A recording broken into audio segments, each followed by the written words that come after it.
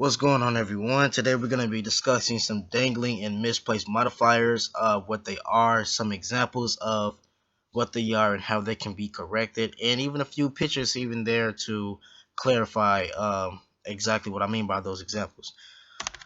Of course, the title screen, I am your host, Michael Travis Drake Jr. It is the 22nd of June, 2016, and let's get started. In order to understand what a dangling modifier is, you have to understand what a modifier is. So a modifier describes, clarifies, or gives more details about a concept. Pretty much acts as an adjective, right? So again, examples of that is greasy, angry, cheerful, adorable, flexible.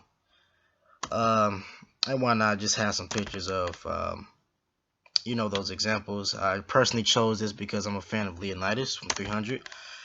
Cheerful, adorable because why not? And you have flexible, right? So now we can understand what a dangling modifier is, which is a word or phrase that modifies a word not clearly stated in a sentence.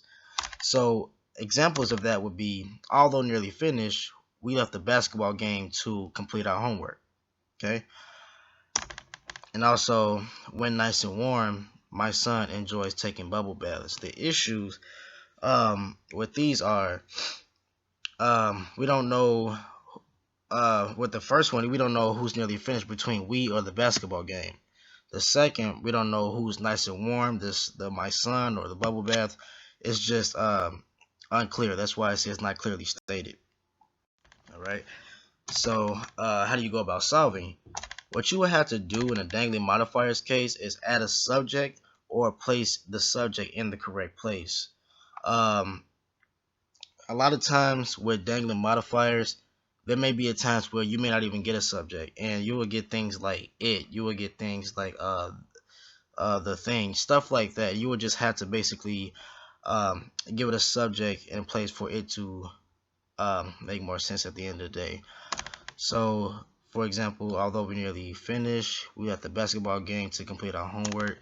When nice and warm, my son enjoys taking bubble baths. Although you could add a subject to fix a dangling modifier. In this case, we got to place the correct subject in place, basically, in order for it to make sense. So the new sentences reads, although the basketball game was nearly finished, we left the game to complete our homework.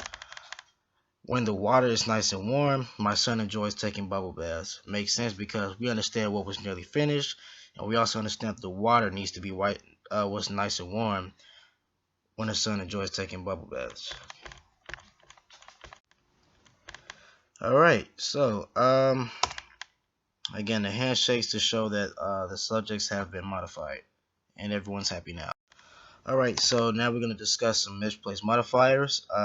Again, I spoke on this a little bit briefly earlier, simply because this is another subject that is brought up oftentimes when you talk about dangling modifiers. So misplaced modifiers happen when a modifier isn't close to the word or phrase it's trying to modify, basically improperly separated from the word or phrase it's trying to modify.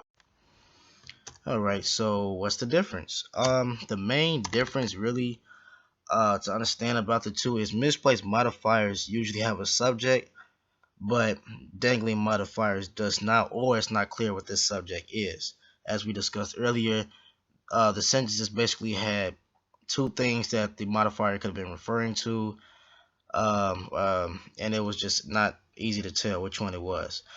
And misplaced modifiers only require you to change where you place your modifiers. But dangling modifiers require a subject or the correct subject to be put in place.